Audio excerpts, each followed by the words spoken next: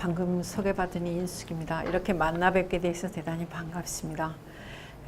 사실 조금 서설이지만 특히 우리 성북구는 아시는 바처럼 구청장님께서 마을 민주주의를 공표하시고 25개 자치구에서 그 어느 곳보다도 이 마을 쪽에 대한 애정은 또 자치에 대한 애정은 굉장히 뜨거우시잖아요.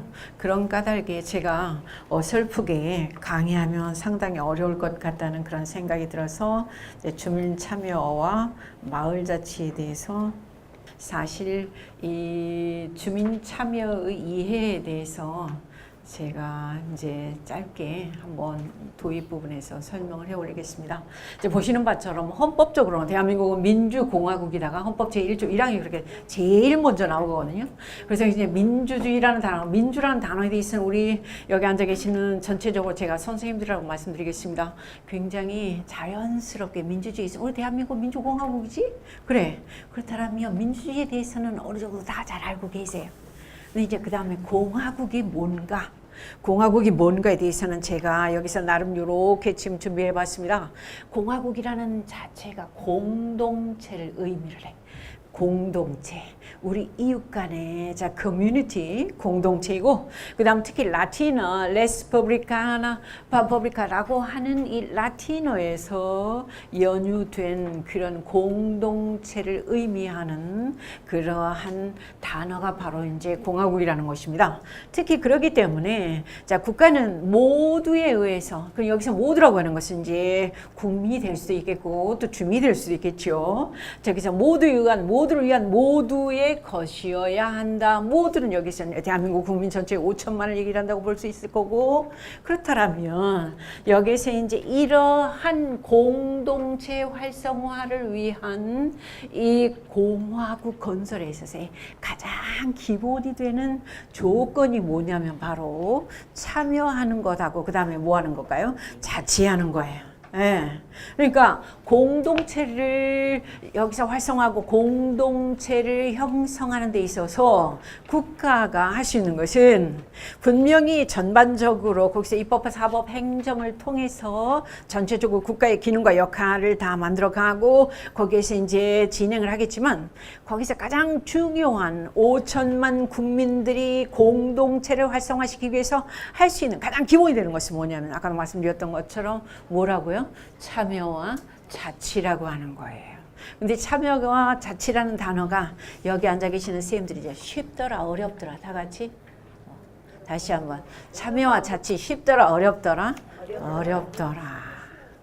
이제 거기에서 정답이 있더라 없더라? 없더라. 그래서 여기 지금 보시는 것처럼 이제 두 번째 1조 2항에 대한민국의 주권은 이제 국민에게 있고 모든 권력은 국민으로부터 나온다고 규정하는데 뭐 국민 주권주의. 그래서 모든 주권이 국민에게 있고 국민으로부터 나온다고 그러지만 사실 한번 우리가 생각을 해보죠.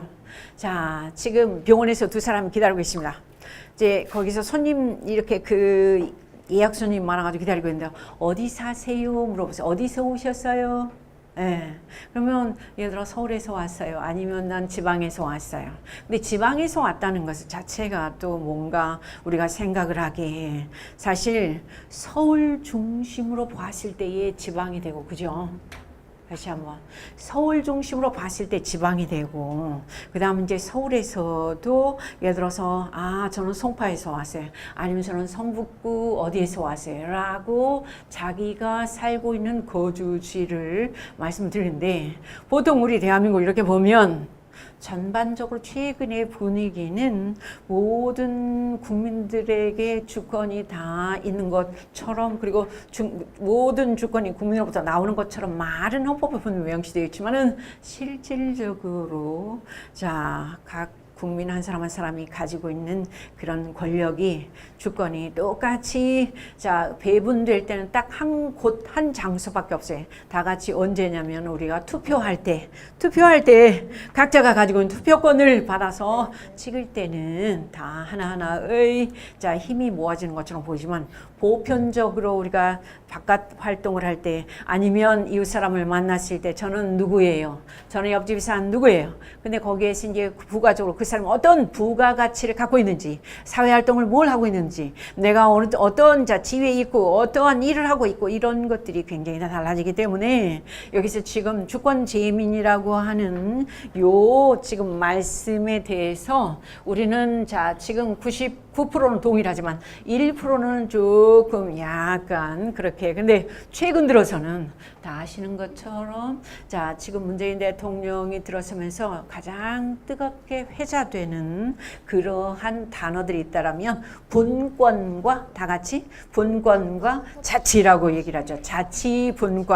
자치분권 시대라고 얘기도 하고, 아니면 뭐라 그럴까요? 아무튼 분권과 자치라는 단어가 굉장히 요즘에 회자되는 것은 분명하다고 생각할 것입니다. 자, 그래서 여기에서 지금 보시는 것처럼 우리는 지금 각 우리 성북구에서 살고 계시는 전체, 제가 알기로는 주민자치위원님도 계시고, 그렇죠? 그 다음에 마을 활동가도 계시고, 그 다음에 마을 계획단 단원님도 계시고, 그 다음에 일반 시민도 계시고 그렇다라고 얘기 들었어요. 맞습니까? 네. 제가 뭐 이렇게 배웠을 때에 굉장히 다양한 구성을 하고 계시는 우리 여기 앉아 계시는 선생님들을 바탕으로 우리가 여쭙습니다. 손님과 주인에 대해서 한번 제가 여쭙고 싶어요. 손님과 주인, 뭐가 다를까요? 첫째, 단어가 달라요. 손님과 주인. 어렵게 생각하시지 마시고 가장 쉽게, 손님은 떠나면 돼요. 다시 한번, 손님은 떠나면 돼. 쌤, 그쵸? 주인은 어쩔까? 남아야 돼요. 책임을 져야 돼요. 바로 이제 이 부분이 저는 쉽게 얘기를 해서 가장 중요한 부분이라고 생각을 합니다. 뭐 얘기냐면, 우리가 사실 여기서 마을자치, 주민참여에서 특히 여기서 지금 주민참여 지역의 주인은 누구인가? 우리가 흔히 이렇게 또 생각을 할 수 있을 것 같아요. 우리 성북구에 살고 계시는, 여기 앉아 계시는 우리 선생님들은 제가 지역의 주인이라고 생각하십니까? 라고 질문했을 때 당연히 주인이라고 그러실 것 같아요. 왜냐하면 지역에 대해서 일단 관심 있으시다, 없으시다? 있으시다. 그 다음 두 번째, 지역에 대해서 책임을 진다, 안 진다? 다 같이 책임을 진다. 지역에 남는다, 떠난다? 남는다. 예. 요 부분에서 아까 말씀드렸던 것처럼 분명하게 오늘 여기 앉아 계신 선생님들은 이제 성북구의 주인이시다라고 생각을 하는데, 거기에 대해서는 일리가 없으시리라고 보고요. 그렇다면 여기서 지금 나온 것처럼 소비자, 생산자 선택의 어떤 가능하고 불가능하고, 그 다음에 자기중심 고객, 이 부분에 대해서는 이미 다 알고 계시니까 말씀 나왔으니까 됐고요. 그렇다면 여기서 이제 지역의 주인은 누구인가? 잠시만, 제가 한번 여쭤보고 싶어요. 우리 지역 성북구의 주인은 누구라고 생각하세요? 우리들인데, 여기 앉아 계시는 자치분권대학 과정에 벌써 몇 강을 이렇게 수강하고 계신 우리 선생님들의 경우는 먼저 이 사고 자체가 조금 많이 진보적으로 이렇게 진취적으로 올라왔어요. 그런데 대다수 사람들은 제가 이제 우리 지역의 주인은 누구라고 생각하냐면, 제일 먼저 누구를 머리에 떠올리냐면 구청장님의, 아주 훌륭하세요. 저랑 굉장히 아주 오늘 호응을 잘해 주십니다. 구청장님. 또 누구라고 생각을 하시냐면 국회의원. 또 더 나아가서 이제 뭐 구의원님, 시의원님, 이제 그런 분들을 우리 지역에서의 주인이라고 생각하기 쉽거든요. 왜냐하면 그분들이 정책을 결정하고, 그 다음에 우리 국민들의 전반적인 삶을 책임지고 있다라고, 그 다음에 주인 역할을 하고 계시기 때문에 그분들을 여기에서 우리 지역의 주인이라고 생각을 하는 그런 경우들이 많은데요. 저는 그 부분에 대해서는 조금 이따가 우리가 생각을 해보도록 하자. 그렇다면 여기서 지역의 주인은 다 같이 맨 밑에 나와 있습니다. 다 같이 뭐라고요? 주민입니다. 근데 성북구에 살고 계시는 주민들에게 제가 물어봐요. 구민들에게 물어봐요. 지역의 주민입니까? 그러면 글쎄요, 저는 주민등록만 되어 있지 주민으로서의 아니면 주인으로서의 역할은 아니면 관심은 아니면 특히 말해서 참여는 하려고 그래 안 하려고 그래? 안 하려고 그래. 별로 관심이 없어요. 이런 부분에서 조금 있다가 이제 다른 얘기들도 조금 해봤으면 좋겠다는 그런 생각이 들고요. 그래서 여기서 지금 보시는 것처럼 이 자신이 살고 있는 지역의 현안 문제가 무엇인지, 그 다음에 우리 지역이 어떤 특징을 갖는지, 우리 지역이 안고 있는 여러 가지 앞으로의 어떤 그런 그 가능성 문제, 그 다음에 여러 가지 지금 게 뭐가 화두가 되는 그런 부분에 대해서 관심을 갖는 사람들이 별로 없어요. 그냥 주민등록만 돼 있고 그냥 거기서 우리 주소지만 돼 있을 때는 이 지역에서 주인이라든가 그 다음에 주민이라든가 별로 관심을 갖지 않고 사는 그런 사람들이 참 많이 있더라는 그런 말씀을 드려보면서 여기에서 지금 보시는 것처럼 이렇듯 지역에서 주인으로 특히 주민으로서 주인으로서 참여하고 그 다음에 자치하는 그게 결국은 아까도 말씀드렸던 것처럼 지역에서의 주인으로서 제대로 된 어떤 그런 역할을 하는 가장 기본적인 그런 요소가 아닐까 이런 생각을 해보고요. 주민이란 우리 흔히 여기서 지금 보시는 것처럼 제 주민등록상 제가 한번 찾아봤어요. 그랬더니 30 이상 거주할 목적으로 지방자치단체 구역 내에 일정한 장소의 주소를 또 거소를 잠시만요. 거소가 뭘까요? 주소는 내가 분명히 거기에서 이 잠을 자는 그런 곳이라면 거소는 뭘까요? 그 자리에 살고 있는 그렇지 살고 있는데 활동하고 먹고 활동하는 그러니까 뭐냐면 주민과 거민으로 우리가 얘기를 해. 근데 주민은 거기에서 지금 이렇게 잠을 자고 그런데 거민은 거기에서 잠은 안 자지만 그러니까 주민등록은 되질 않았어요. 그러면 예를 들어서 지금 이 종암동의 이 가게를 하나를 갖고 계시는 어떤 자영업 하시는 사장님이 이 가게를 40년째 운영을 하고 계셔요. 그런데 단 집은 저쪽 어디에 저쪽에 강북구에 계신다 그러면 그분은 우리 지금 이 성북구의 주민이 아니다라고 얘기할 수는 없어요. 왜냐하면 40년 동안 여기에서 낮에 일을 하고 계시기 때문에 종암동에 대해서 대단한 관심과 그 다음에 또 거기에서 발전에 대해서 항상 이렇게 귀를 열고 계시기 때문에 그러한 분들을 일컬어서 뭐라고 그러냐면 거민이라 그래. 아시겠죠? 다시 한번 주민하고 뭐라고? 거민들을 일컬어서 여기서 전체 다 주민이라고. 잠시 옆으로 돌아가보면 저쪽 우리나라에서 동차원에서 가장 인구가 적은 데가 어디냐면 소공동에 중국. 소공동 같은 경우는 야간 인구가 1350명밖에 되질 않아. 그러면 소공동에 1350명밖에 안 되는 주민등록되어 있는 그분들이 있으니까 그냥 아예 거기에 공무원들도 한 30명 있으면 될 거 아니에요. 그죠? 그러나 낮에 거민들이 전국에서 민원이 제일 많은 동네가 어디냐면 다 같이 시작 소공동이에요. 왜냐하면 삼성 본관을 비롯해서 거기에 모든 낮에 출근해서 거기서 근무하는 사람들이 많다 적다 다 같이 많다. 그래서 거기에서 주민과 거민을 일컬어서 우리가 여기서 지금 이제 주민이라고 하고 그 다음에 요게 보면 저쪽 뭐 납세 뭐 비용 주주주주 그 다음에 여기 보면 참정권을 갖고 그 다음에 여기서 뭐 둔둔둔 이제 지방자치법에 의해서 이렇게 하는데 이걸 한번 좀 읽어보시면 될 것 같고요. 그런데 아까도 잠시 말씀드렸지만 이 주민 참여가 쉽지가 않아요. 왜냐하면 주민으로서 거기에 대해서 지금 이 뭔가 지역에 있어서 자기가 주인정신을 가지고 그 다음에 참여하려고 하는 그런 여러 가지의 방법과 제도가 있어야 되는데 우리나라에서 제시하고 있는 지금까지 참여할 수 있는 그런 제도는 저기서 맨 위에 3가지.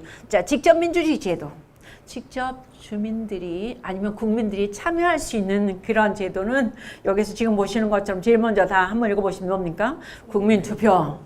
다 아까 말씀 나왔었던 것처럼 국민투표, 그 다음에 국민 발언, 그 다음에 국민 소환. 이 3가지 중에 현재 우리 대한민국에서는 몇 가지가 진행이 되고 있을까요?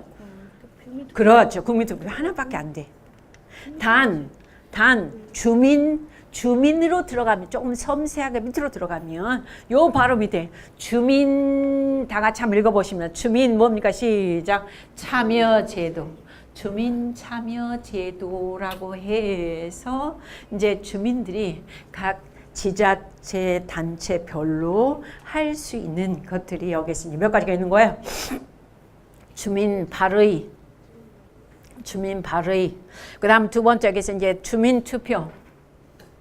주민 투표는 우리 선생님들 아마 들어보셨어요. 이미 다 알고 계실 거예요. 가장 대표적으로 여기 보면 두 번째 청주 청원이 통합되어 있잖아요. 그죠?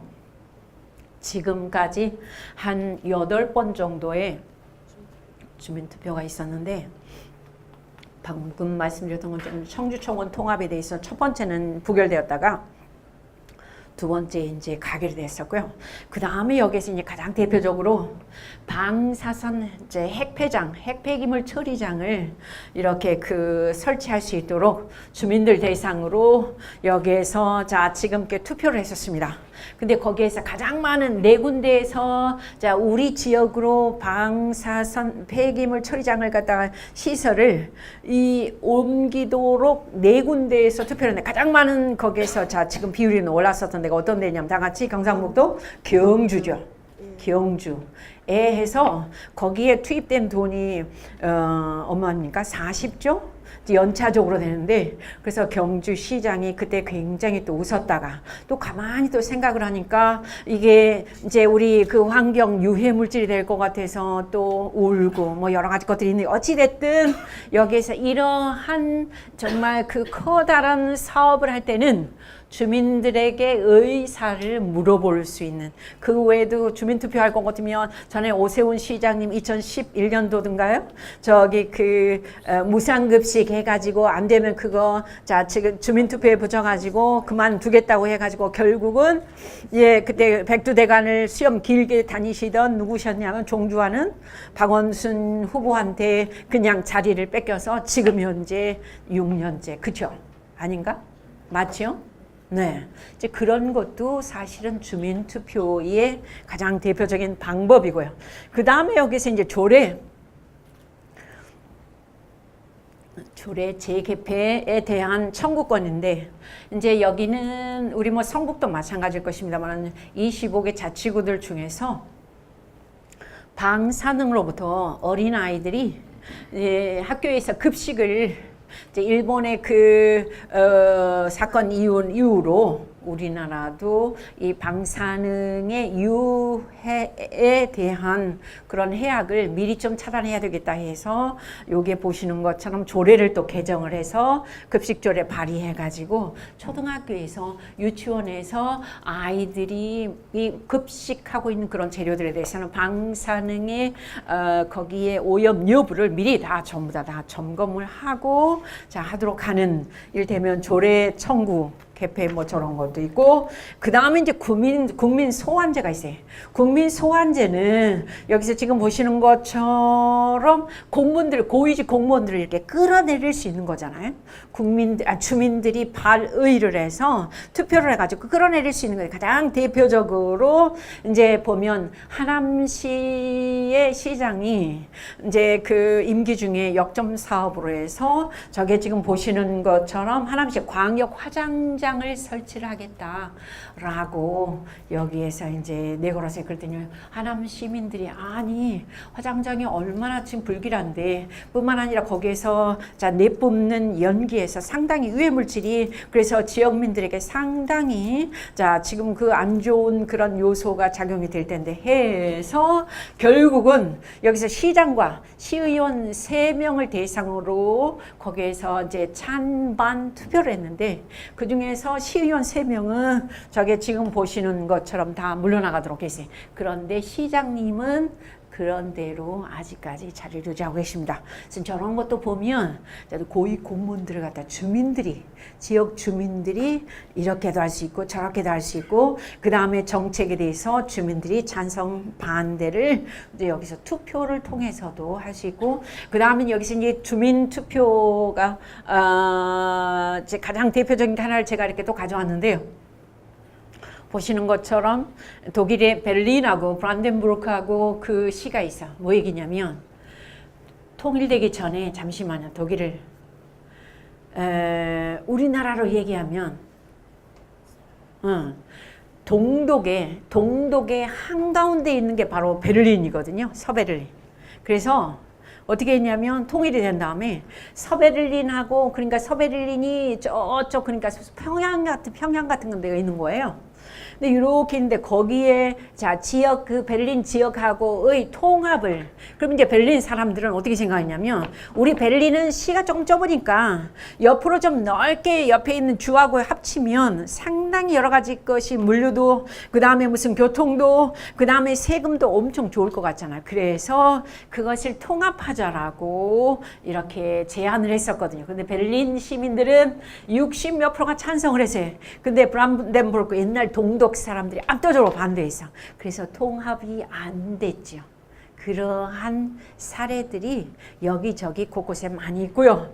그 다음에 여기서 이제 스위스 같은 경우는 여기에 보시는 것처럼 이제 1848년 연방헌법 출발한 다음에 이제 국민 투표가 전 세계적으로 가장 활발하게 진행이 된 직접 민주주의 국가가 어떤 나라냐면 다 같이 스위스예요. 그래서 주민들이 정말 참여하고 자치하는 데는 스위스를 따라갈 수가 없다. 왜냐하면 직접 민주주의가. 그래서 최근 들어서 조금 이따 나오지만 우리 대한민국도 갑자기 촛불혁명의 결과 안 되는 게 없다는 사실을 알게 되었어요. 그래가지고 우리가 뭐 요즘에 여기도 저기도 올려달라 데모 많이 하잖아요. 그렇죠?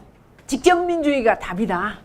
요즘 이제 그렇게까지 빨리 뜨겁게 이렇게 회자가 되는 것 같은 그런 느낌을 받았어요. 자, 넘어갑니다. 자, 그 다음은 여기서 이제 주민자치로 들어가요.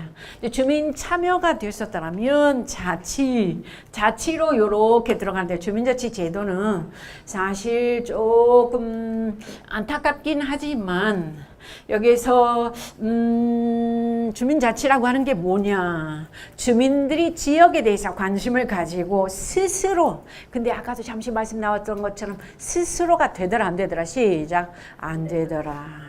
동의하시죠? 저도 이쪽 분야에 대해서 대단히 관심을 가지고 많이 오랫동안 이렇게 공부를 하고 또 교육도 하고 그러는데 스스로란 말이 정말 어려운 것 같아요.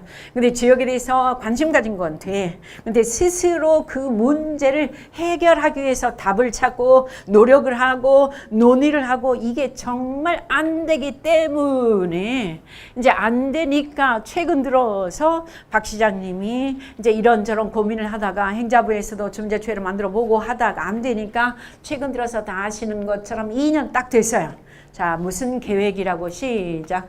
마을 계획이라고 아시죠? 예, 마을 계획을 자 지금 서울시에 4개 구에 전체 14개 동이던가요? 애를 상대로 지금 현재 2년 동안 해서 지금 이제 마을 활력소까지 상당히 마을이 뭔가 뜨거워지고 있는 것은 사실입니다. 자, 그런데 여기서 이렇게 넘어가 보면 주민자치를 얘기할 때는 가장 여기서 회자되는 단어들이 여기서 아까 말씀드렸던 자치분권, 분권과 자치예요. 근데 분권과 자치 중에 어느 것이 먼저랄 것도 없지만은 사실은 분권도 어렵고 그 다음에 자치도 더 어렵다. 근데 특히 다 아시는 것처럼 정부에서는 이제 재정적으로 다 같이 몇십 대 몇십이라고 얘기를 하죠. 80대 20 아시죠? 그 다음에 업무적으로는 중앙정부가 얼마를 70을 가지고 그 다음에 지방정부가 30을 가지고 그러면서 지방자치 20여 년을 얘기를 하는데 아직은 우리가 갈 길이 멀다 이렇게 생각이 들어요. 그래서 특히 여기서 지금 보시는 것처럼 중앙정부와 지방정부는 늘 얘기를 해. 그런데 보면 중앙과 지방은 얘기를 하는데 지역에 대해서는 요게 지금 맨 밑에 보시죠? 자, 지역에 대해서는 별로 얘기를 하지 않아요. 잠시만 이렇게 말씀드리면 좋을 것 같아요. 혹시 일본 가보셨죠? 안 가보셨어요? 자, 외국 가보셨죠? 어쩌다가 가보셔서 실수로. 가서 보면 거기는 우리는 자 외국에 관광객들이 우리나라 대한민국 따고 와. 사람들이 다 좋대. 자 값싸고 화장실 많고 그 다음에 또 먹을 것 많이 주고 그쵸? 대답 안 하시니? 네. 그런데 우리 대한민국에 와서 보면 뭐가 좋아요? 어디가 제일 좋아요? 그러면 하나같이 외국인 관광객들이 하는 소리가 있어요. 한국에 가서 어디가 제일 좋아요? 그러면 그들이 하나같이 하는 얘기가 어디 얘기할까요? 한국에 가장 상징성 있는데 어디에? 선생님 아니 상징성 있는 지역 서울 그렇지 우리 선생님 제주도와 서울 그 외에 빼면 별로 지역의 특징이 드러나는 곳이 별로 있다 없다 다 같이 별로 없어요. 근데 어쩌다 일본만 가서 보더라도 인구 막 5만 10만 이렇게 되는 데가 정말 차별화돼 있고 그 다음에 옛 것이 그대로 살아있고 하는 곳들이 상당히 있잖아요. 외국도 가봐도 그러고 그죠? 근데 우리는 개발이라는 이름으로 그냥 어떻게 보면 싹 없애버렸어요. 자 제가 마이크 드리겠습니다. 싹 없애버렸습니다. 네. 신개발로. 맞습니다. 신개발로 어떻게 보면 이게 장점도 분명히 없지 않습니다. 그런데 놓친 부분이 참 많이 있죠. 그래서 이제 이런 얘기를 제가 한번 해보고 싶고요. 그 다음에 여기서 이제 중앙정부와 지방정부. 근데 여기서 지금 지방자치, 주민자치 많은 학자들이 지방자치에 대해서는 엄청 관심을 가져요. 현재 정부도 자 지방자치에 대해서 분권자치 얘기를 할 때에 지방자치에 대해서는 관심을 갖지만 주민자치에 대해서는 별로 관심을 가질까요 안 가질까요? 다 같이 안 갖는다. 아직까지는 제가 볼 때는 이 주민자치라고 하는 것은 대단히 소수자들이 그러니까 소수의 사람들이 관심을 갖는 그런 영역으로 제가 생각이 되고요. 그래서 여기서 지금 보시면 여기 지금 밑에 보십니다. 자, 궁극은 지방자치가 잘 되려면 그 다음에 주민자치가 잘 되려면 결국은 무엇이 살아야 되냐면 다 같이 제가 아직은 답이 안 나왔지만 여기 맨 앞에 보세요. 뭐가 있냐? 다 같이 시작. 마을이 살아야 되거든요. 마을이 살아야 마을이 합해져서 그 다음에 동네가 되고 동네가 합해져서 그 다음에 구가 되고 구가 합쳐져서 시가 되고 그럴 텐데 우리는 어디 살아요 할 때 보면 자 어느 지역 어느 지방은 얘기를 해요. 그 다음에 아까도 말씀드렸던 것처럼 어느 시까지는 얘기를 해요.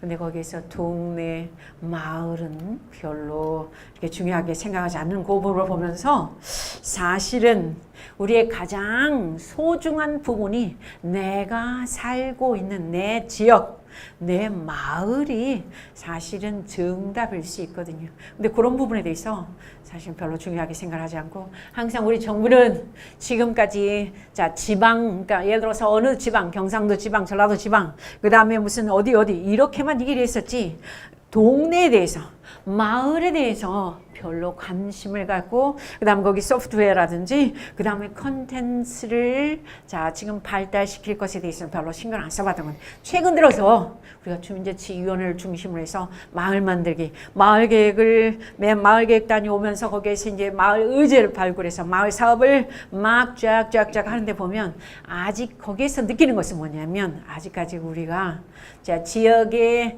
조그마한 의제들을 그 다음에 조그마한 그런 소프트웨어들을 너무 많이 놓친 것 같다라는 그런 생각을 참 많이 하게 돼요. 어떻습니까? 동의하십니까? 네. 제 그런 부분에 대해서는 대단히 안타깝고요. 그래서 이제 사실 아까 잠시 그런 얘기했어요.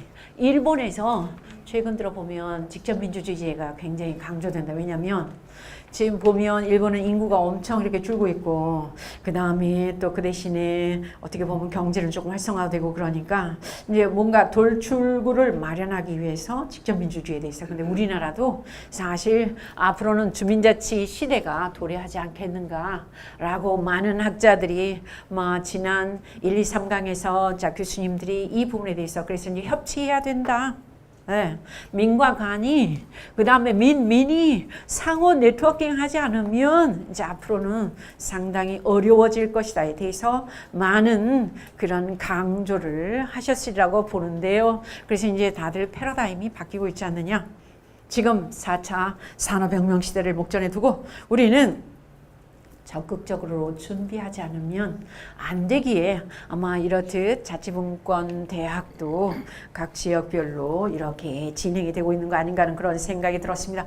사실 이 주민자치 그럴 것 같으면 이제 만들어진 게 옛날 김대중 대통령이 1997년에 12월 달에 그때 처음으로 대통령이 입후보했었을 당시에 내걸었었던 100대 공약 중에 읍면동 기능 전환에 대한 이 사업 공약이 있었어요. 근데 그때 뭐가 있었냐면 마치 잠시만요. 자, 그때 혹시 97년 연말이면 이 호주머니 옆에 이렇게 뭘 차고 다니는데 거기가 드르륵 하면 거기다 우리는 이렇게 눌러가지고 전화를 하는 자, 유명한 뭐가 있었냐면 삐삐가 있었어요. 97년 그때만 하더라도 컴퓨터 있었을까 없었을까? 아직 386 있었는데 모뎀 써갖고 집에 전화가 오면은 그냥 이렇게 쓰다가 이렇게 다운돼 버려. 그랬던 때가 97년이에요. 그때 집에 컴퓨터 있었다면 굉장히 앞서가는 집이에요. 그랬었을 때 김대중 대통령이 내가 대통령이 된다면 읍면동 기능 전환하고 그 다음에 뭐 만들고 뭐 없애버리고 이렇게 하셨던 분이세요. 그때 이제 돼서 이제 97년 12월 15일 날 역사적인 정권 교체가 이루어졌는데 그 다음에 98년, 99년 읍면동을 이제 전산업 업무를 전선해야 될 것 같아요. 지금까지는 이제 출생신고 전부 다 뭘로 했었어요? 다 같이 손으로 했었어요. 손으로. 그 다음에 자 지금 이렇게 전입 전출신고 전부 다 뭘로 했었어요? 손으로 했었어요. 그 다음에 또 뭐 했었냐 할 것 같으면 인감증명대로 가면 전부 다 뭘로 했어요? 손으로. 그러니까 자 주민센터에 가면은 동사무소 가면은 보통 민원인들이 머무르는 시간이 체류 시간이 몇 시간이냐면 서너 시간이. 그 다음에 동사무소 1층, 2층에 공무원들이 한 30명 있어요. 손으로 쓰느라고. 이랬었는데 이제 99년, 2000년 되면서 99년도에 자 지금 이 읍면동에 있는 공무원들 30명 중에 절반을 뚝 잘라서 어디로 보내냐면 다 같이 자 구청으로 다 보내죠. 우리 성북구청 다 보내. 그러면서 2층이 비어버리잖아요. 2층이. 1층에 동장님하고 동주무관님들이 다 1층에 다 왔는 팀장님이랑 2층이 비어요. 2층을 자 지금 여기에서 그 공간 활용차 읍면동 기능 전환하기 위해서 만든 그 단체가 뭐냐면 그 저기 시설이 뭐냐면 다 같이 시작 주민자치센터예요. 아주 훌륭하시죠. 주민자치센터고 주민자치센터 운영에 대한 자 지금 권한을 자 가지실 수 있도록 하기 위해서 만든 게 다 같이 뭐냐면 시작 주민자치위원회. 주민자치위원회. 근데 주민자치위원회는 주민자치위원님들 누가 위촉을 하냐면 다 같이 시작 동장님이 하세요. 훌륭하세요. 동장님이 하시니까 사실 주민자치위원님들이 자 지금 어떤 지역 주민들을 대표해가지고 지역의 문제에 대해서 현안에 대해서 발굴하고 고민하고 해결하고 논의하고 토론하고 할 수 있는 그러한 권한을 가질 수 없었고 가질 만한 분위기도 안 됐고 그러다 보니 결국은 주민자치위원회는 어떻게 보면 이제 친목단체 정도로 이렇게 머물러 버리죠. 이 주민자치센터가 원래 여기서 지금 보시는 것처럼 6가지의 일을 하도록 해. 6가지. 주민자치, 문화여가, 지역복지, 주민편행, 시민교육, 그 다음 지역사실은 6가지 하도록 하는데 실질적으로 하는 일이라고는 딱 뭐만 하냐면 다 같이 문화여가 프로그램만 해요. 문화여가. 그래서 요가 하지요. 보면은 거기에서 노래교실 하지요. 헬스 하지요. 그 다음에 보면 또 저기 뭐 에어로빅 하지요. 뭐 등등등. 그래서 성인 여성들을 대상으로 하는 프로그램이 65% 정도 가까이 돼요. 62%. 그래서 이제 전체 주민이 전체 연령층도 많고 대상도 많고 그런데 저거는 아니지 않는가에 대한 고민들이 상당히 진행이 되면서 요 6가지 중에서 여기서 지금 보시면 문화여가 기능이 사실 중자치 기능이 제일 많거든요. 이 공공의 장소이기 때문에 또 공공의 동장님을 중심으로 한 여기서 2층에서 만약에 한다면 지역 발전에 대해서 그 다음에 토론하고 그 다음에 지역 문제에 대해서 의제를 발굴하고 이런 일들이 상당히 해야 될 텐데 전혀 하지를 않고 그 다음 여기서 잠시만 여기서 지금 자료가 나왔는데 2017년 5월 현재 지금 바로 지난달까지 전국에 읍면동이 몇 개가 있냐면 다 같이 한번 읽어보십니다. 시작. 3,502개 3,502개 있는데 그 중에서 자 지금 약 한 81.5%가 주민자치센터 그러면 주민자치위원회도 81%밖에 안 되더라. 그럼 나머지 20%는 다 같이 주민자치위원회가 주민자치센터가 있다 없다 시작 없다는 거야. 여기서 지금 보시죠. 경상북도는 주민자치 불모지야. 몇 프로입니까? 시작 24%. 그 다음에 전라남도 같은 경우도 삼남지방에 다 같이 여기에 보면 몇 프로입니까? 57%밖에 되질 않아요. 그러니 결론적으로 잠시만 여기서 알 수 있는 것은 중요한 부분. 정치하는 사람들은 주민들의 참여, 주민들의 자치, 관심이 있다 없다 시작 없는 것 같다 내 생각에. 이게 우리 대한민국의 자 지금이 자치와 참여 그 다음에 분권 말은 분권이라고 얘기를 해. 그러면서 자 지금 참여와 자치를 저해하는 가장 중요한 이유가 되는 게 바로 정치인들이 그에 대한 필요성을 느낀다 못 느낀다 다 같이 못 느낀다. 그래서 국민들은 아니면 주민들은 적절히 우매하게 그냥 적절히 저 멀리 있는 것을 원하는지도 모른다. 그러기 때문에 우리 주민들이 주인의식을 더 가지고 그 다음에 우리 지역에 대해서 동네에 대해서 마을에 대해서 관심을 가지고 스스로 문제 해결할 수 있는 그런 역량을 가져야 되지 않을까. 제가 이 소위 말씀드리는 굉장히 중요한 부분이에요. 그래서 지금 보면 주민자치위원회가 있긴 있으나 사실은 아까도 말씀드렸던 것처럼 동장님들이 이제 그 위원님들을 위촉하게 돼. 물론 우리 성북이나 성동이나 그 다음에 저쪽 어딥니까 금천 도봉 네 군데는 지금 현재 서울형 주민자치회로 또 내지는 또 그 전에 차당하는 동주민센터의 프로젝트 때문에 사업 때문에 이 구청장님이 다 임명하고 그러시는 걸 다 알고 있습니다. 근데 어쨌든 지금까지 이 주민자치센터 자치회관은 그냥 평생교육 프로그램 정도 운영하는 정도로 머물러 있는 데가 전국적으로 상당히 많고 그러기 때문에 주민자치 기능을 전혀 제대로 하지 못하고 있고 그 다음에 주민자치보다도 주민들이 관내에 의해서 휘둘려지는 그 다음에 관이 주도를 하는 주민관치를 주민은 방치를 이렇게 자 지금 상태에 있다 이렇게 말씀을 드려도 될 것 같아요. 동의하시죠? 네. 넘어갑니다. 그렇게 해서 보면 이런 제도적인 문제점이 있어서 이제 보면 바로 이게 이제 우리 맨 마지막 때 나와요. 잠시만요. 제가 주민자치 위원님들에게 물어봐. 주민자치 쉬워요, 어려워요? 그럼 다 어렵다 그래. 왜 어려워요? 그러면 돈이 없어요. 그 다음 두 번째 시간이 없어요. 세 번째 전문성이 없어요. 네 번째 뭐가 있을까요? 네 번째 우리는 뭐가 어때요? 아무튼 네 다섯 가지 말씀을 꼭 예를 들어. 자 그래서 여기에서는 어떻게 보면 여기서 이제 이 그 주민들의 참여를 끌어내기가 제일 어렵다라고 얘기를 하지요. 이제 그렇게 해서 아마 서울형 주민자치회에서는 이러한 몇 가지 부분들에 대해서 뭔가 보충을 하고자 여기서 대안을 마련해 가지고 지금 이번에 7월 1일부터 하려고 하는 것 같아요. 아시죠? 근데 아마 우리 성북구는 2개 동이 지금 현재 이 그 신청을 해서 시범사업 주민자치회를 하는 걸로 알고 있습니다. 여기서 지금 보시면 요 부분에 대해서는 유급간사도 넣어드리고 그 다음에 주민 참여를 끌어내기 위해서 그 다음에 전문가들도 넣어드리고 그 다음에 특히 재원 확보를 위해서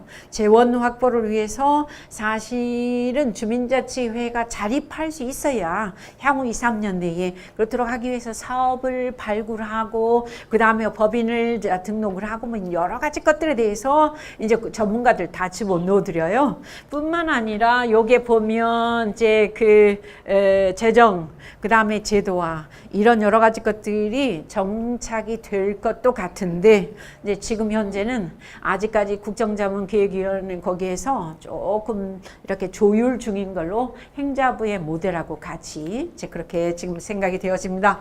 그래서 사실 이제 여기 부분 볼게요. 이제 자치회관이라고 하는 것은 뭐냐면 한 장 제가 좀 빨리 넘어가세요.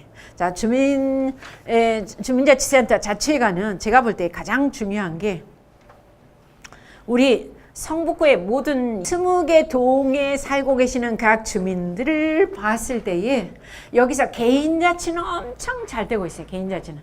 개인들은 다 똑똑해. 개인들의 출세와 개인의 성공을 위해서는 포기하지 않습니다. 허리띠를 정말 다 졸라매고 자 밤잠 설쳐가면서 굉장히 자 올인을 하죠. 개인들이 결국은 이제 대문을 열고 동네 밖 동네로 나와야 되거든. 마을로 나와야 되거든. 그리고 지역으로 나와야 돼.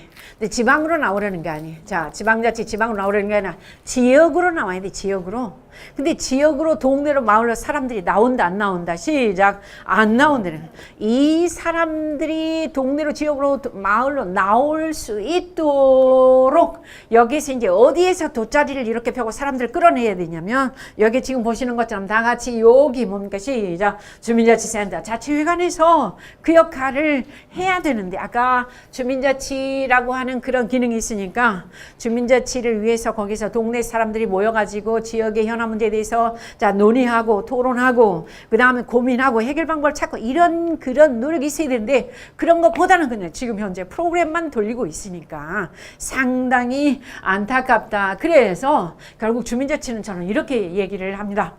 말씀드립니다. 주민자치는 자 일이다. 무슨 일이냐? 그러면 자치회관이라고 하는 데서 여기 앉아 계신 우리 선생님들 전부 다 해. 이 성북의 가장 알짜배기 리더들이십니다. 지도자들이십니다. 공부를 하신 분들이잖아요. 공부를 하신 분. 자, 이러한 분들이라면 여기서 자 지금 지역에 우리 20개 동에 지금 각 개인들이 혼자가 어디로 나올 수 있도록 다 같이 시작. 마을로 나올 수 있다. 마을. 근데 우리는 이상하게도 마을이라는 단어에 대해서는 대단히 아까도 말씀 나왔었지만 별로 그렇게 좋은 의미를 두질 않아요. 서울이라고 하는데 서울, 제주도 그거 빼면 마을에 대해서 내가 어느 마을에서 산다, 어느 동에서 산다 별로 그렇게 관심 두질 않아요. 그러니까 정주민으로서 그 다음에 지역에서의 어떤 오랫동안 살아오면서 거기에 애향심 그 다음에 선배 후배 그 다음에 어떤 애착 애정 이런 분들이 별로 없어.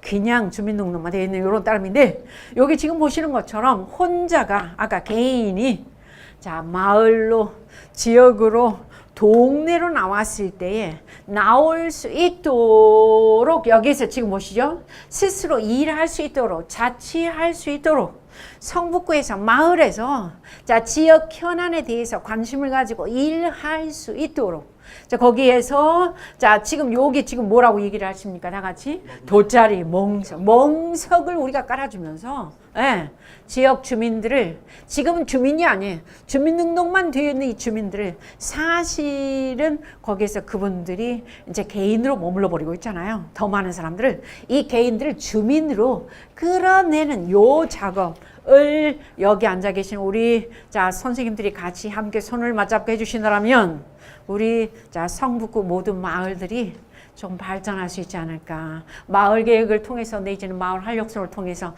상당히 지난 2년 동안에 진취적인 모습들을 많이 보여줘 왔는데요. 이제 그 부분을 보면서 앞으로 훨씬 더 자 역동적인 어떤 활동들이 있을 수 있도록 그러면서 거기에서 주민자치가 꽃을 피울 수 있도록 전반적인 그런 인프라들을 이렇게 작동시킨다면 결국 그게 주민자치가 꽃피지 않을까 하는 그런 생각을 하고 그렇게 되면서 여기 지금 보시죠? 예. 여기 뭐 개인으로 머물러 버리고 우리 국민들이 엄청 개인들이 부지런하잖아요. 정이 있고 정말 제가 봤을 때 우리 국민들이 갖고 있는 이 장점, 강점, 특점이 너무 많은 거예요. 지난 해방 이후 70년 동안 이렇게 눈부신 성장을 이루었었다면 앞으로 70년은 진짜 걷잡을 수 없을 만큼의 역동성 이 발휘되어서 정말 성장을 할 수 있을 것 같아요. 동의하시죠? 네. 저는 그렇게 믿습니다. 서구가 뭐 몇백 년 동안 이렇게 온 거 우리는 불과 100년이면 정말 다 따라잡을 수 있을까? 물론 폐단은 조금 있을 수 있겠죠. 그러나 저는 충분히 가능성은 있다고 믿고요. 여기 지금 보시는 것처럼 이 자치 시대가 자치분권이 지금 이렇게 강하게 회자되니까 분명히 자 지금 이 분권은 정부에서 자 어차피 그런 방향이 바람을 불러일으킬 것 같기 때문에 자치가 이루어져야 된다는 것은 이제는 결국 우리의 문제예요. 마을에서 이루어져야 되거든요. 그다음 마을이 뭘 통해서 이루어진다면 전부 다 참여를 통해서 이루어져야 되는 그게 아까도 말씀 나왔었던 것처럼 쉽더라 어렵더라 시작 어렵더라. 그래서 방금 다른 분들 이렇게 끌어내는 방향으로 하도록 하기 위해서는 여기에서 자 지금 여기 앉아 계시는 리더분들이 제 지역에서 마을에서 동네에서 이웃들에게 그 다음에 모르는 사람들을 전부 다 끌어내도록 하는데 가장 좋은 방법이 참여시키는 거예요. 참여. 돗자리를 깔아주면서 그 돗자리 위로 그들이 하나 둘 나와서 같이 손잡고 그 다음에 거기에서 자 서로 상호 자 함께 할 수 있다라면 그것이 가장 바람직한 이 그 자치의 한 부분이 아니겠는가 저는 그렇게 생각을 하고요. 자 그렇게 했을 때 향후 자 여기 보시죠.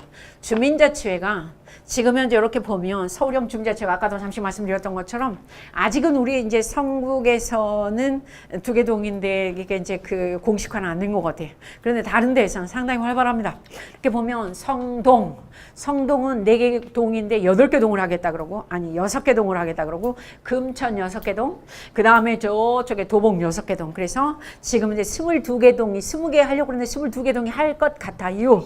그런데 성동은 이제 이미 조례까지 다 통과가 되고 27일 날. 근데 여기서 지금 보시면 주민자치회가 되었을 때에 상당히 내면적으로는 갈등 많은 것 같아요. 왜냐하면 이제 마을계획단이 시작이 된 2년밖에 안 됐는데 이제 3년차 접어들려고 그러는데 마치 주민자치회로 또 바꾸니까 도대체 마을계획 사람들은 아니 우리는 그럼 뭐냐? 그러면 주민자치회 사람들은 아니 맨날 이렇게 구에서는 자꾸만 마을계획하고 말활력소에만 신경 쓰니까 우리는 왜 뭐 찬밥이냐? 사실 요즘에 굉장히 마을계획은 마을활력소는 뜨고 있잖아요. 그죠?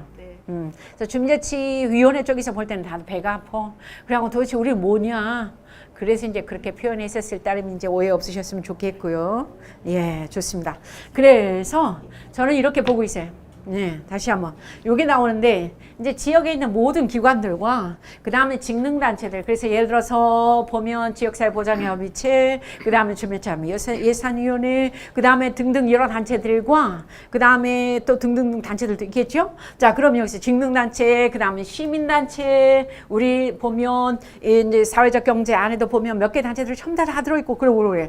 이런 단체들 그 다음에 이제 심지어는 시설까지 다 우리 동에 있는 그러니까 동네에 있는 마을에 있는 이런 시설 단체 기관들이 다 손을 합쳐서 결국은 참여를 자치를 통해 가지고 여기에서 이제 요렇게 들어가 이게 이제 가장 위에 있는 이렇게 뭐라 그럴까요? 이 뚜껑이 되는 그러한 단체가 되죠. 그러니까 지역을 전체 총괄하는 그런 단체. 물론 여기 안에는 또 뭐가 들어가야 되냐? 마을계획도 물론 들어가야 되겠죠. 그다음 마을활력소도 들어가야죠. 그렇게 되면서 주민자치가 되고 그 다음에 여기서 그들이 일궈내는 가장 자 참여와 자치가 거기에서 자 지금 이렇게 바글바글 보글보글 끌어가면서 자 정말 주민들이 화합하고 소통하는 그런 이 마지막 단계의 가장 자 멋진 모습의 형식이 저는 뭐라고 생각하냐면 여기서 같이 한번 읽어보십니다. 시작. 주민총회라고 저는 생각해요. 주민총회의 모습을 우리가 한번 꿈꿔본 지금 현재는 이제 마을총회가 상당히 액티브하게 아주 역동적으로 잘 되고 있는데요. 이 마을총회에서 물론 우리 성북은 마을총회의 개념으로 갈 수 있겠지만 다른 데는 주민총회라고 이렇게 말씀을 붙여도 될 것 같은데 이렇게만 된다면 정말 가장 멋진 모습이 되지 않을까 하는 그런 생각이 들어서 여기서 자 지금 이렇게 보고요. 그렇게 되면서 이제 조금 있다가 주민총회를 제가 저 스위스 것을 이렇게 가져오니까 한번 이렇게 보시면 될 것 같아요. 사실 마을에서 리더로 활동하실 때 가장 어려운 점은 뭔 것 같으세요? 응? 참여가 안 돼. 참여가 안 돼. 첫째 소통이 쉽더라 어렵더라. 시작. 소통이 제일 어려운 것 같아. 근데 소통은 사실 정답이 참 부재한 것 같은데 여기 한번 보시죠. 자 여기서 보면 라디오에서 굿모닝하고 이렇게 얘기했어요. 그랬더니 따라하세요. 그러니까 거기에서 할아버지가 야 손자야 굿모닝이 뭐냐? 응? 그랬더니 거기에서 손자가 아침 인사인데 참 좋은 말이에요. 그랬더니 거기서 할아버지께서 뭐라고 그러냐면 아하 굿모닝이 아침 인사 좋단 말이야. 그럼 내가 집에 가서 할머니한테 잘난 척 좀 해봐야 되겠다. 그래서 이제 집에 가셨습니다. 할아버지께서 할멈 자, 굿모닝 그랬어요. 그러시오. 그랬더니 여기서 그랬더니 할머니가 굿모닝. 이제 할머니가 답을 뭐라고 했을까요? 놀랍죠. 자, 40년, 50년 한 이불을 덮고 사는 부부들도 소통에 문제가 있다 없다? 다시 한 문제 있다 없다? 있다. 그런데 우리가 아까 우리 여기 자 지금 선생님께서 정말 주민 참여를 끌어내기 너무 어렵다. 소통이 참 어려워요. 어떻게 접근을 해야 될지 접근이라기는 좀 그렇지만 어떻게 그분들과 말문을 트여야 될지에 대해서는 일단 경계하고 일단 무관심이니까 일단 이 남이 접근하는 것에 대해서 폐쇄적으로 자기 문을 자기 마음을 닫아버리는 우리 오늘날의 사람들을 보면서 자 저 부분에 대해서 자 시래기구이요 사실은 누구는 굶었닝 그래서 밥 안 먹었닝 이렇게 할 것 같다고 그러는데 저렇게 아마 우리 현장에 계시는 선생님들이 갖는 가장 어려운 지점이 아닐까 싶어요. 동의하시죠? 네. 저도 그렇게 생각하고 그 다음에 이제 우리 이제 마을 자치니까 마을 한번 이렇게 가보도록 해. 서울에 마을이 있다 없다 다 같이? 있다로 이렇게 말씀을 해주실 것 같고요. 근데 아까 잠시만 이제 마을에서도 각자 내가 살고 싶은 마을, 자 도시지만 그래도 뭔가 이웃 간의 정이 있고, 그 다음에 뭔가 마을의 문제에 대해서 같이 고민해보고, 그 다음에 함께하고, 그 다음에 차 한잔하고 막걸리 한잔 마시고, 그 다음에 조조 프로도 좀 같이 보고, 그 다음에 쇼핑도 좀 할 수 있는 그런 마을 주민들이 함께할 수 있는 그런 마을이 있다면 얼마나 좋을까. 정말 요즘같이 감자 쪄서 나눠 먹으면서 옛날 얘기도 좀 하고 말이에요. 공감대를 섞을 수 있는 그러한 이웃 주민이 있다면 얼마나 좋을까. 그런 마을에서 산다면 얼마나 좋을까. 그런데 사실 그런 마을은 상당히 참 요원하죠. 근데 그걸 잃어버린 게 우리가 왜 잃어버리냐면 사실 공동체를 잃어버렸기 때문에 아까 잠시 우리가 공화국 우리 대한민국은 민주공화국이란 이 공화국에서의 가장 기본이 되는 게 이제 공동체인데 이 공동체에 대한 그래서 가장 중요한 일테면 거기에서 주인공들이 빠져 있고요. 그 다음에 결국은 우리나라 국민들은 엄청 많이 있어. 국민들은 대한민국 국민들은 그래서 국민은 국민 투표 국민 바람 국민 장을 하는데 국민은 항상 어쩔 때 보면 너무나 이렇게 뭐랄까 과대 포장이 되는 그런 경우도 있는 것 같아. 그래서 예를 들어서 이제 국민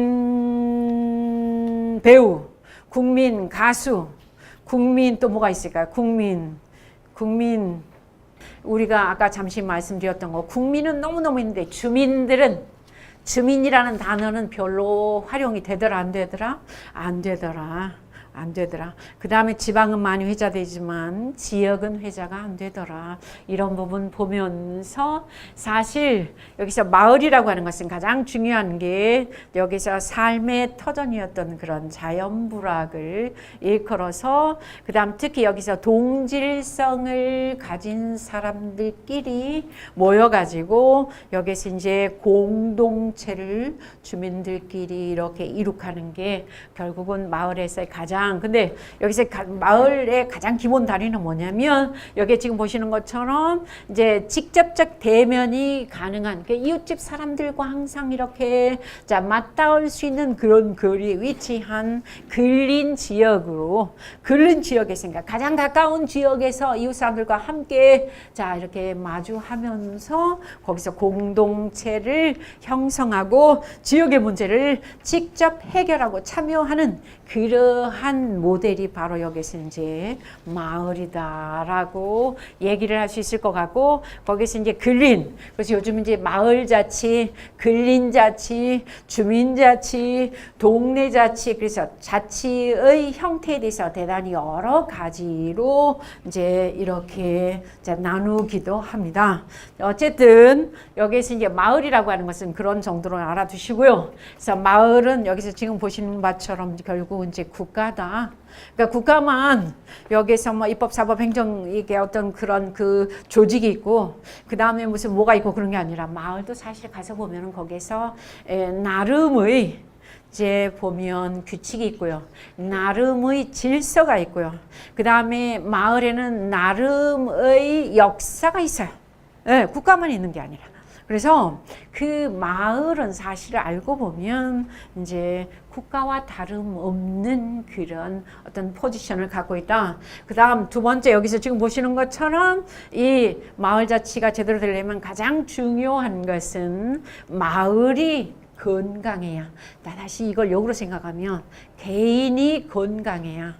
개인이 뭔가 행복해야 그 다음에 지역이 마을이 행복하고 지역이 행복하고 그 다음에 거기 더 나아가서 국가가 행복한 것처럼 여기 지금 보시는 것처럼 마을이 건강해야 국가가 행복할 텐데 우리나라에서는 아직까지 마을이라는 그 부분에 대해서는 별로 의미를 두고 있다 안 두고 있다? 안 두고 있다.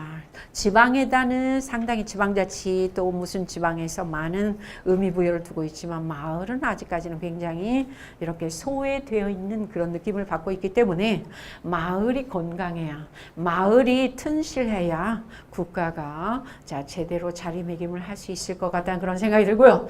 그 다음에 여기서 지금 이제 주민자치의 종착은 그러니까 종착이자 시작은 바로 어디냐면 바로 마을이라고 저는 생각합니다. 마을에서 마을은 아까 우리나라에서는 지금 현재 행정단위에서는 읍면동을 얘기를 해요. 읍면동이라고 하는 이 마을에서 결국은 자치가 이루어졌을 때에 가장 바람직한 방향으로 이루어질 거다고 이렇게 생각하고요.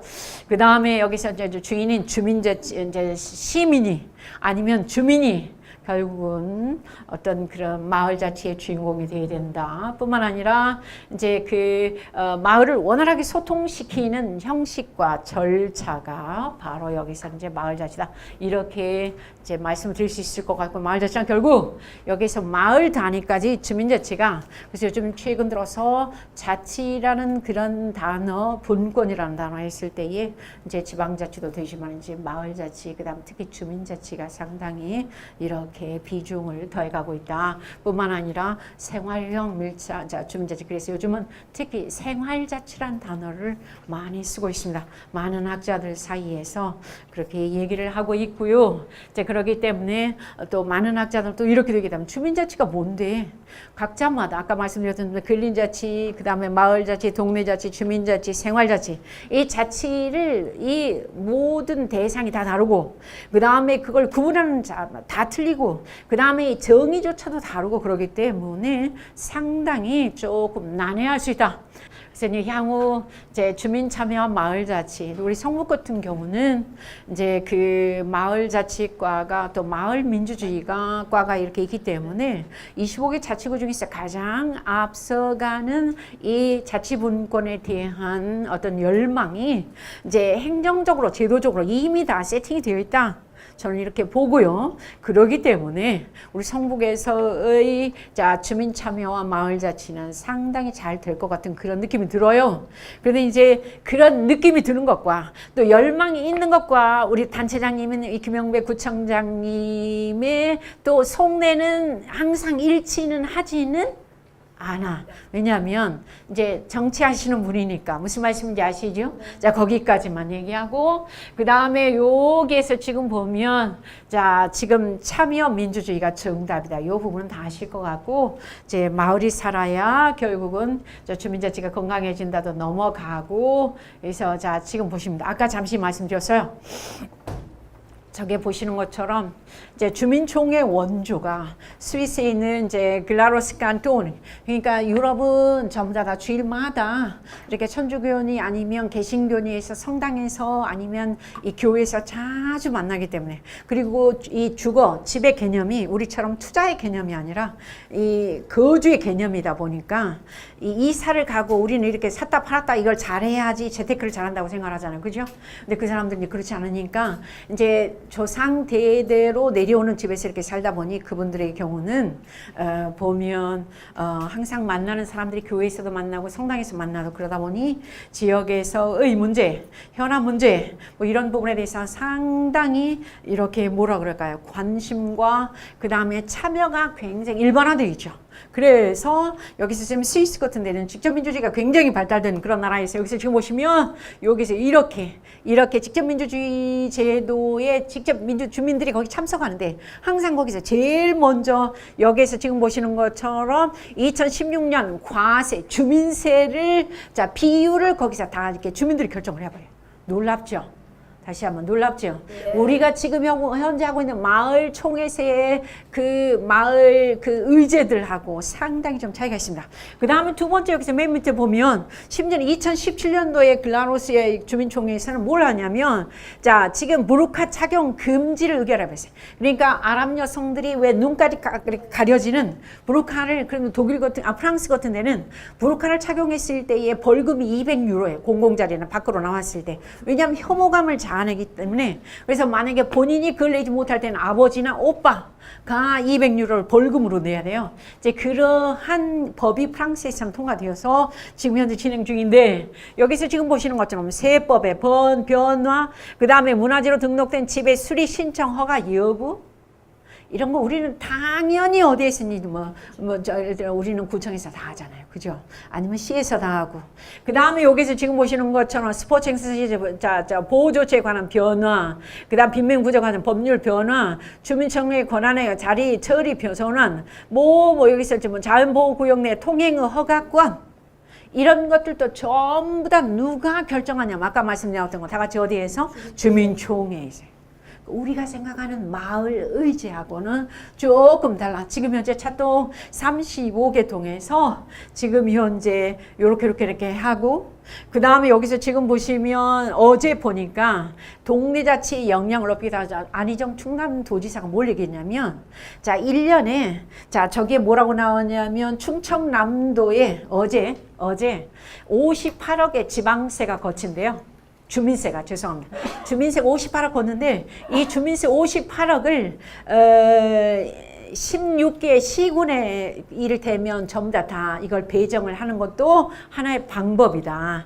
아주 파격적인 그런 제안을. 그러니까 읍면동으로 56억의 주민자 지원들이 자 주민들이 주민총회를 통해서 자 주민세를 직접 자 이렇게 참여하고 그 다음에 거기에 결정할 수 있도록 하는 방안을 어제 한번 고민해 보겠다라고 파격적인 제안을 한 것을 보고 깜짝 놀라서요. 28일 있고. 그래서 여기서 지금 보시면 아까 글라로스의 주민총회에서 만들어진 거기에 전체적인 그 의제하고 그 다음에 여기에서 상계일동 마을총회 또 내지는 그 다음에 여기에서 보면 가련일동 제가 자료를 쭉 찾아서 35개 요즘에 지금 현재 7월 초까지 전부 다 주민총회를 하고 있더라고. 마을총회 결과가 여기서 이렇게 보면 대부분이 약간 좀 민원성의 것들이야.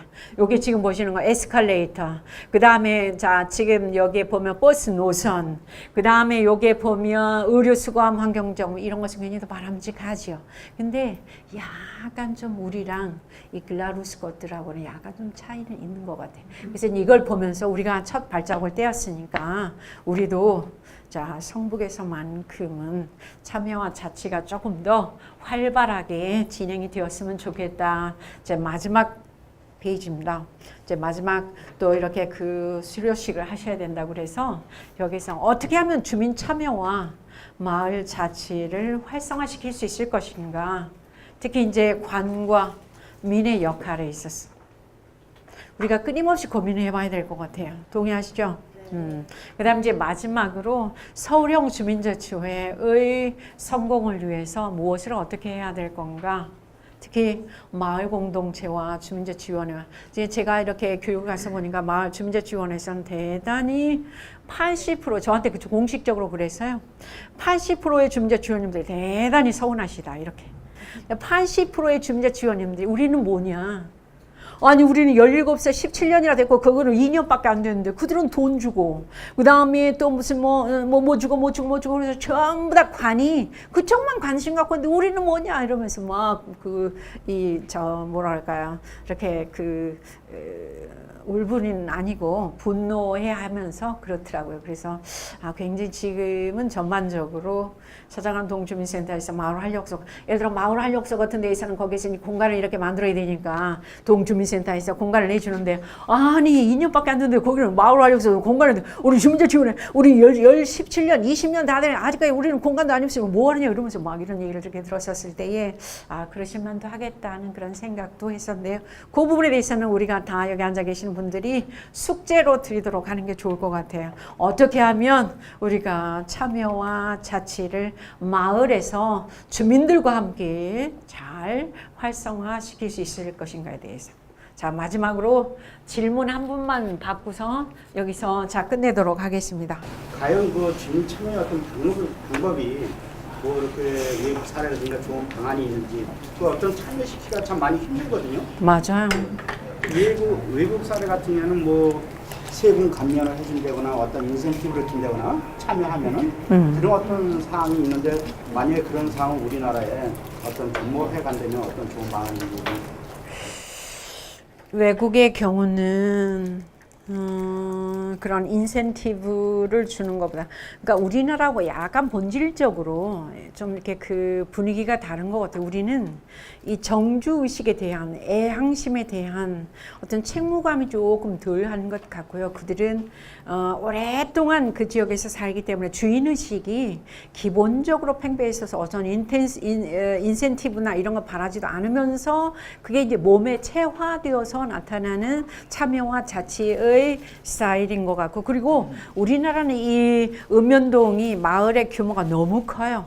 그리고 좀 관주도적으로 3만 명이 넘는 데 비해서 저쪽은 이제 그런 부분에서도 뭐 저쪽에 뭡니까 코뮌이라든지 그러니까 프랑스의 코뮌이나 영국의 페리시나 그 다음에 일본에 보면 정내회나 전부 다 규모들이 그 다음 독일의 게마인데나 우리나라보다는 거의 뭐 700에서부터 그 다음에 몇 만까지 있긴 좀 다양하긴 한데 우리나라처럼 보편적으로 이렇게 도시 규모에서 크질 않으니까 이 지역민들이 참여에 대해서는 굉장히 책임감을 가지고 매주 만나기 때문에 근데 우리는 조금 이제 다들 인센티브를 원하고 그 다음에 주민자치위원님들도 아니 마을 계획단들은 전부 다 임기계약제 그렇게 주는데 우리는 뭐냐 주민자치위원장 나는 일주일에 5번 와서 동주민센터에 사는데 뭐냐 이렇게 여쭈시곤 하더라고요. 그러니까 그런 부분에 대해서는 저희들이 더 고민을 해봐야 될 것 같아요. 어느 모델을 어떻게 도입을 해야 할 것인가.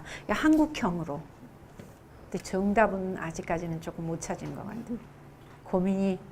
이게 행자부 모델하고 또 서울형 모델하고 또 이게 또 저기 되고 또 보건복지부의 동복지 허브화 때문에 또 이렇게 되고 그래서 서로 지금 이렇게 절충이 이렇게 쉽지가 않잖아요. 그래서 이제 신정부 들어서 그 부분도 이제 어떻게 동복지 허브화, 행자부의 주민자치회, 그 다음에 서울형의 주민자치회와 차동 이거를 이렇게 어떻게 할 것인가 이 부분에 대해서 고민이 많은 것 같고요.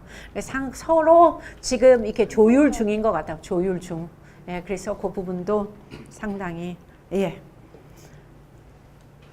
자 질문, 예, 우리 선생님. 마을 자체가 되면은요. 어? 마을 자체가 되면은 그 책임론 나중에 예산을 쓰고 나든지 아니면은 뭐 마을 자체가 돈을 많이 벌어놨는데 예? 혹시라도 누가 한 사람이 갖고 뭐 간다든지 그렇게 될 경우 그 책임을 어떻게 져야 되나? 그러면 마을에 파산될 수도 있고 그런 문제점에 대해서는 아직은 뚜렷하게 나온 게 없잖아요. 그죠. 지금은 전부 다 세팅 중이니까 예. 아직까지 만에 하나 어떤 가변적인 가상의 사례에 대해서는 준비를 못했는데요. 이제 그러기 때문에 주민자치 지원관이 와요.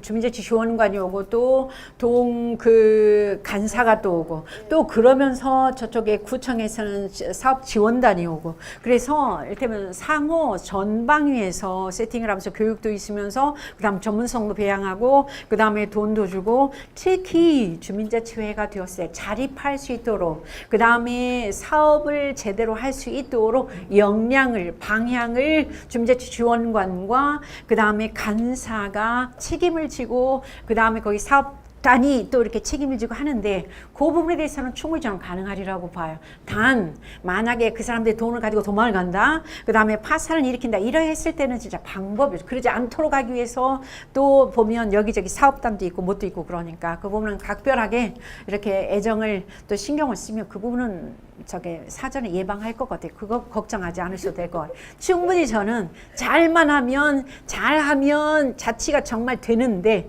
문제는 관이 거기서 너무나 고도의 개입을 하면 그것 또한 또 예, 자치가 안 돼서 관치가 돼버리 그거 이제 걱정이 되긴 되는 거예요. 자, 근데 다들 열심히 들어주셔서 예, 정말 고맙습니다. 저 여기서 마쳐도 되겠죠?